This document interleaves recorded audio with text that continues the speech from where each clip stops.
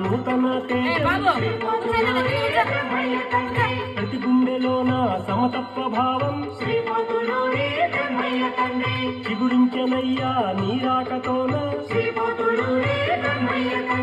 గీతా ప్రసారము నీ దివ్య బోధ